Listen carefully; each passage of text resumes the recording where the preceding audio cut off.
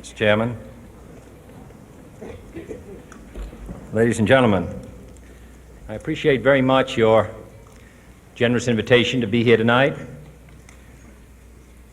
You bear heavy responsibilities these days, and an article I read some time ago reminded me of how particularly heavily the burdens of present-day events bear upon your profession.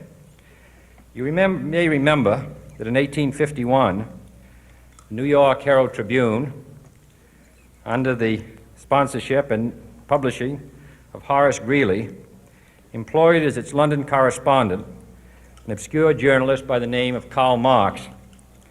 We are told that foreign correspondent Marx, stone broke, and with a family ill and undernourished, constantly appealed to Greeley and managing editor Charles Dana for an increase in his munificent salary of $5 per installment, a salary which he and Ingalls ungratefully labeled as the lousiest petty bourgeois cheating.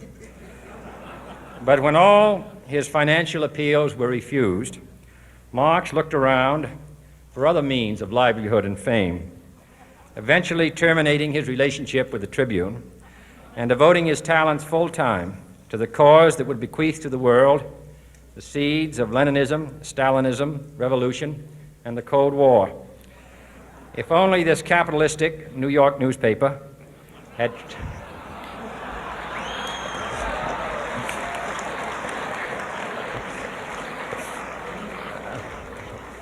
treated him more kindly, if only Marx had remained a foreign correspondent, history might have been different. And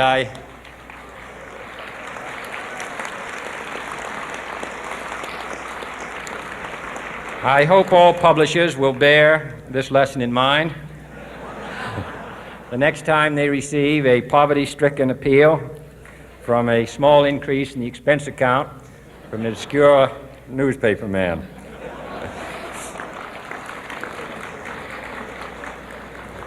I have selected as the title of my remarks tonight, "The President and the Press."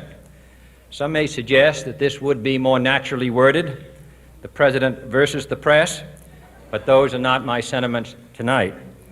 It is true, however, that when a well-known diplomat from another country demanded recently that our State Department repudiate certain newspaper attacks on his colleagues, it was unnecessary for us to reply that this administration was not responsible for the press, for the press had already made it clear that it was not responsible for this administration.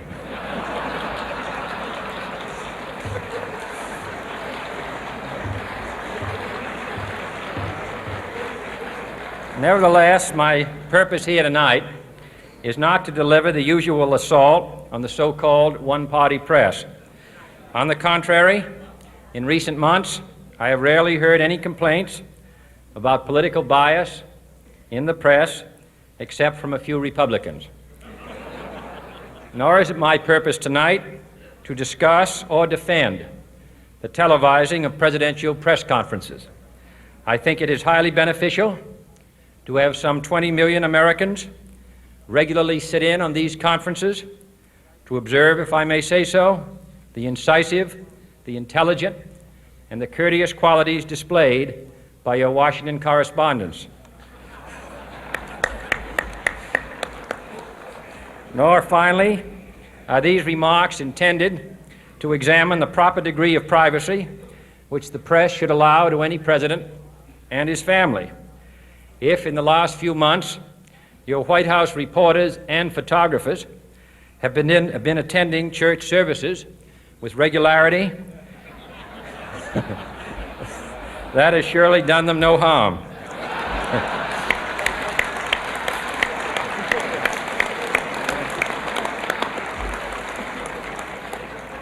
On the other hand, I realize that your staff and wire service photographers may be complaining that they do not enjoy the same green privileges, the local golf courses, which they once did. It is true that my predecessor did not object, as I do, to pictures of one's golfing skill in action, but neither, on the other hand, Did he ever been a Secret Service man? My topic tonight is a more sober one, of concern to publishers as well as editors. I want to talk about our common responsibilities in the face of a common danger. The events of recent weeks may have helped to illuminate that challenge for some, but the dimensions of its threat have loomed large on the horizon for many years. Whatever our hopes may be for the future, for reducing this threat or living with it, there is no escaping either the gravity or the totality of its challenge to our survival and to our security, a challenge that confronts us in unaccustomed ways in every sphere of human activity. This deadly challenge imposes upon our society two requirements of direct concern, both to the press and to the President. Two requirements that may seem almost contradictory in tone, but which must be reconciled and fulfilled if we are to meet this national peril. I refer first to the need for far greater public information, and second, to the need for far greater official secrecy. The very word secrecy is repugnant in a free and open society, and we are, as a people, inherently and historically opposed to secret societies, to secret oaths, and to secret proceedings. We decided long ago that the dangers of excessive and unwarranted concealment of pertinent facts far outweighed the dangers which are cited to justify it. Even today, there is little value in opposing the threat of a closed society by imitating its arbitrary restrictions. Even today, there is little value in ensuring the survival of our nation if our traditions do not survive with it. And there is very grave danger that an announced need for increased security will be seized upon by those anxious to expand its meaning to the very limits of official censorship and concealment. That I do not intend to permit to the extent that it's in my control. And no official of my administration, whether his rank is high or low, civilian or military, should interpret my words here tonight as an excuse to censor the news, to stifle dissent, to cover up our mistakes, or to withhold from the press and the public the facts they deserve to know. But I do ask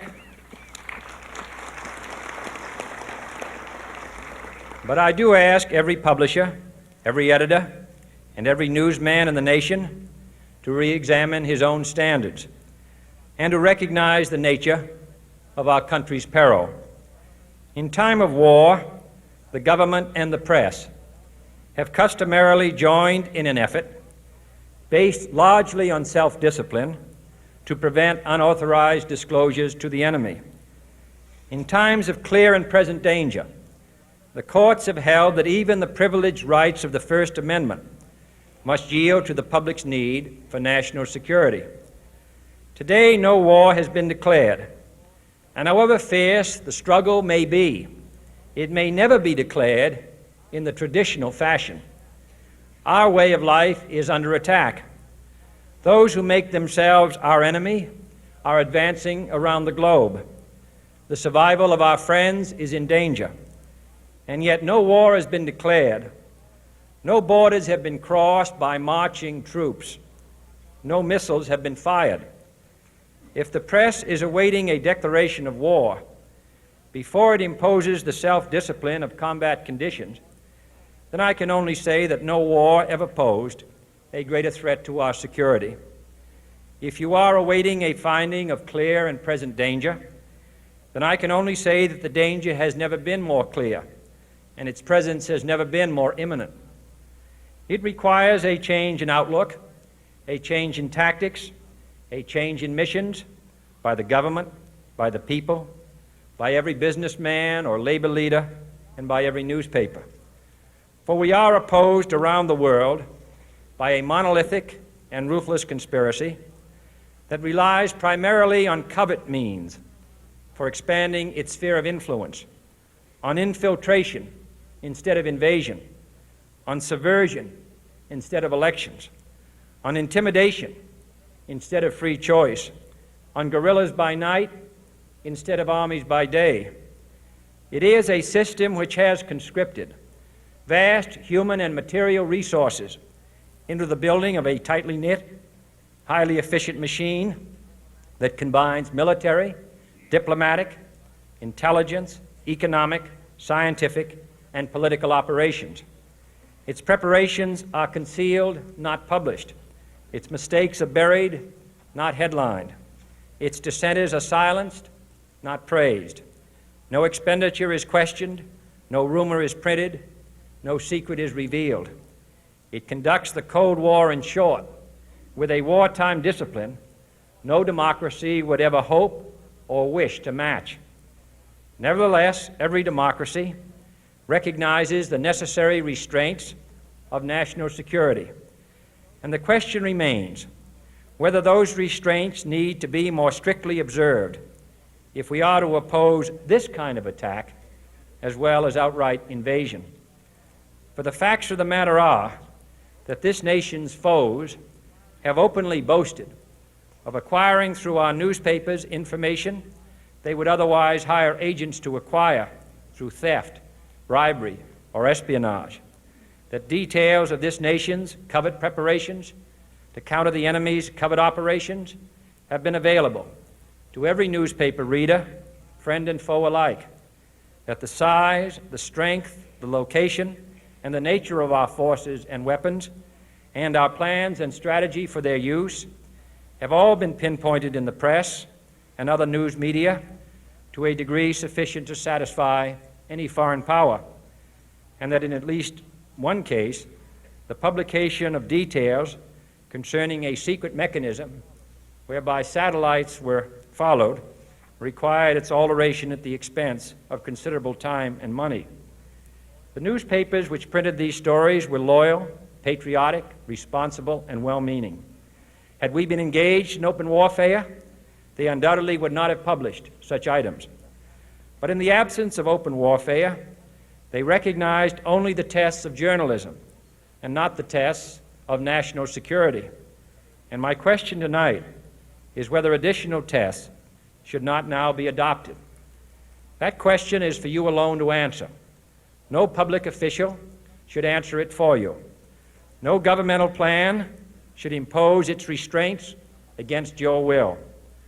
But I would be failing in my duty to the nation in considering all of the responsibilities that we now bear and all of the means at hand to meet those responsibilities if I did not commend this problem to your attention and urge its thoughtful consideration.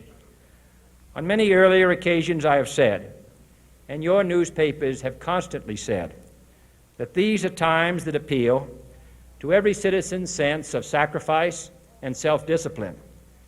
They call out to every citizen to weigh his rights and comforts against his obligations to the common good. I cannot now believe that those citizens who serve in the newspaper business consider themselves exempt from that appeal. I have no intention of establishing a new Office of War Information to govern the flow of news. I am not suggesting any new forms of censorship or new types of security classifications. I have no easy answer to the dilemma that I have posed and would not seek to impose it if I had one. But I am asking the members of the newspaper profession and the industry in this country to re-examine their own responsibilities, to consider the degree and the nature of the present danger, and to heed the duty of self-restraint which that danger imposes upon us all. Every newspaper now asks itself, with respect to every story, is it news? All I suggest is that you add the question, is it in the interest of national security? And I hope that every group in America, unions and businessmen and public officials at every level, will ask the same question of their endeavors and subject their actions to this same exacting test. And should the press of America consider and recommend the voluntary assumption of specific new steps or machinery, I can assure you that we will cooperate wholeheartedly with those recommendations. Perhaps there will be no recommendations. Perhaps there is no answer to the dilemma. faced by a free and open society in a cold and secret war. In times of peace, any discussion of this subject and any action that results are both painful and without precedent. But this is a time of peace and peril which knows no precedent in history. It is the unprecedented nature of this challenge that also gives rise to your second obligation, an obligation which I share, and that is our obligation to inform and alert the American people, to make certain that they possess all the facts that they need and understand them as well, the perils, the prospects, the purposes of our program, and the choices that we face. No president should fear public scrutiny of his program, for from that scrutiny comes understanding, and from that understanding comes support or opposition, and both are necessary.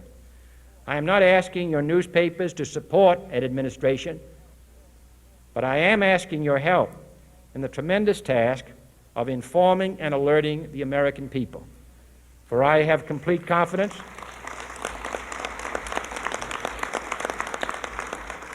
in the response and dedication of our citizens whenever they are fully informed. I not only could not stifle controversy among your readers, I welcome it. This administration intends to be candid about its errors, for as a wise man once said, an error doesn't become a mistake until you refuse to correct it. We intend to accept full responsibility for our errors, and we expect you to point them out when we miss them.